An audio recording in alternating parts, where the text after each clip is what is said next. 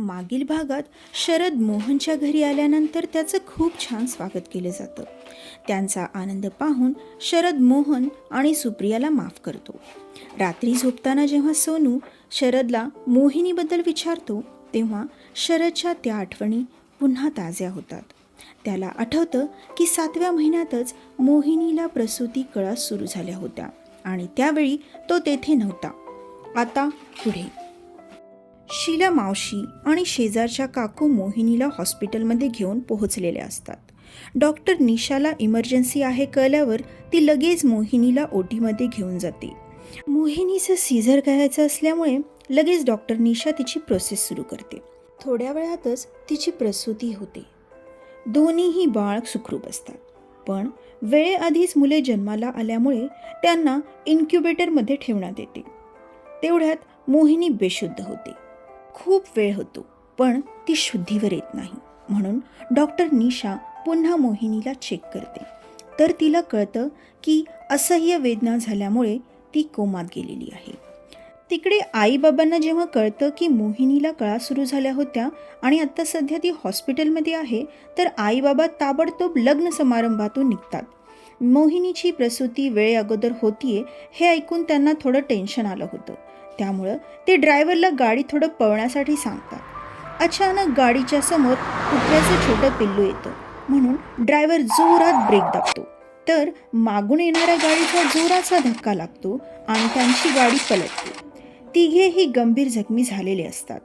घटनास्थळावर ॲम्ब्युलन्सला यायला उशीर होतो, त्यामुळे तिघांचाही खूप रक्तस्राव झालेला असतो. इकडे हॉस्पिटलमध्ये मोहिनी कोमात गेलेली आहे हे ऐकून शरद वेड्यासारखा वागू लागतो. डॉक्टर निशाला हात जोडून विनवणी करू लागतो की तिनं काहीतरी करावं आणि मोहिनीला शुद्धीवर आणावं. शरदने अजून आपल्या बाळांना सुद्धा बघितलेलं नसतं. शरदला काहीच सुचत नाही. तो हतबलतेने रडू लागतो. त्याचं रडणं पाहून शीला मावशी आणि शेजारच्या काकू त्याला समजावू लागतात. तेवढ्यात शरदचा फोन वाजू लागतो. तो फोन खिशातून काढून शीला मावशींना देतो. फोनवरच्या दुसऱ्या व्यक्तीचं बोलणं ऐकून शीला मावशी एकदम स्तब्धच होतात. ते ॲड्रेस विचारून घेतात की कोणत्या हॉस्पिटलमध्ये नक्की आईबाबांना ठेवलंय ते. हॉस्पिटलचं नाव ऐकून शरद मावशींना विचारू लागतो, पण मावशींना सुचतच नाही की शरदला काय सांगावं. एकतर इकडे मोहिनीचं एवढं मोठं टेन्शन आणि त्यात भर म्हणून आईबाबांचा ॲक्सिडेंट. ह्या सगळ्याचा शरदवर काय परिणाम होईल हा विचार करूनच शीला मावशीच्या अंगावर काटा येतो. तरीही त्या हिम्मत करून शरदला सांगतात.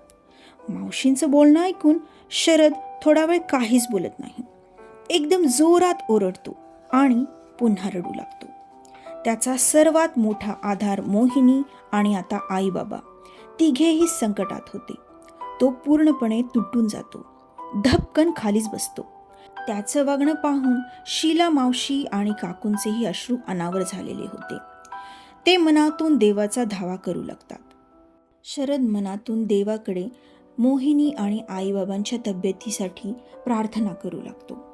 थोडा वेळ अश्रू गाळल्यानंतर शरद उठतो आणि शीला मावशींकडून आईबाबांना ज्या हॉस्पिटलमध्ये ॲडमिट केलंय त्या हॉस्पिटलचा ॲड्रेस घेतो आणि त्या दोघींनाही मोहिनीकडे लक्ष द्यायला सांगून आईबाबांना बघण्यासाठी हॉस्पिटलकडे निघतो. हॉस्पिटलला पोहोचण्यासाठी त्याला जवळजवळ अर्धा तास लागतो. तोपर्यंत पुन्हा एकदा हॉस्पिटलमधून फोन येतो की ड्रायव्हरचा जागीच मृत्यू झालेला आहे आणि आईबाबांची प्रकृती चिंताजनक आहे. हे सर्व ऐकून शरद खूप घाबरतो. तोपर्यंत तो हॉस्पिटलपर्यंत पोहोचलेला असतो. तिथे चौकशी करून त्यांना ज्या वॉर्डमध्ये ठेवलंय तिथे जातो. त्या काचेतून आई आणि बाबांना पाहू लागतो.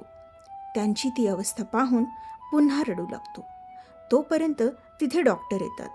तो डॉक्टरांना त्यांच्या तब्येतीबद्दल विचारतो, पण डॉक्टर सांगतात की त्यांना वाचवणं खूप कठीण आहे, कारण त्या दोघांनाही डोक्यावर खूप जोराचा मार लागलेला आहे. त्यात ॲम्ब्युलन्स वेळेवर न पोहोचल्यामुळे त्यांचा खूप रक्तस्राव झालेला आहे. डॉक्टरचं बोलणं ऐकून शरद ओक्साबोक्शी रडू लागतो. डॉक्टर त्याला समजावतात, पण मोहिनी शुद्धीवर आल्यानंतर तिला कसं सांगावं हा विचार करून शरदचे अश्रू अनावर होतात. तिथे हॉस्पिटलमध्ये आलेल्या लोकांपैकी काही लोक शरदला खूप समजावतात, म्हणून शरद कसाबसा स्वतःला सावरतो. संध्याकाळपर्यंत आई आणि बाबांना शुद्ध येते. शुद्धीवर आल्याबरोबर शरदला समोर पाहून त्यांना फार आनंद होतो. ते दोघेही शेवटच्या घटका मोजत असतात. त्यामुळे दोघेही शरदला मोहिनीला सांभाळून घ्यायला सांगतात आणि आपले प्राण सोडतात. शरद पूर्णपणे कोसळतो. त्याला वाटलं होतं की तो सर्व काही ठीक करेल, पण आज पुन्हा एकदा तो अनाथ झाला होता. हा विचार मनात येऊन शरद पुन्हा जोरजोरात रडू लागतो. मग मोहिनी आणि आपल्या बाळांचा विचार मनात आल्यानंतर कसंबसं तो स्वतःला सावरतो.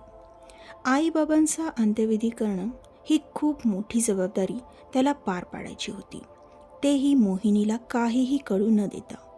त्यामुळे शरद त्याच्या मित्राला म्हणजेच प्रथमेशला फोन करून कळवतो. प्रथमेश हा त्या 10 मुलांपैकी होता ज्यांना आईबाबांनी दत्तक घेतलेलं होतं. आईबाबांचं ऐकून त्यालाही जबर धक्का बसतो.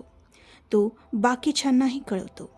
त्यातले काही जण भारताबाहेरही होते आणि त्यांनाही अंतिम दर्शनासाठी यायचं होतं, म्हणून शरदला आईबाबांचा मृतदेह हॉस्पिटलमध्येच ठेवावा लागतो.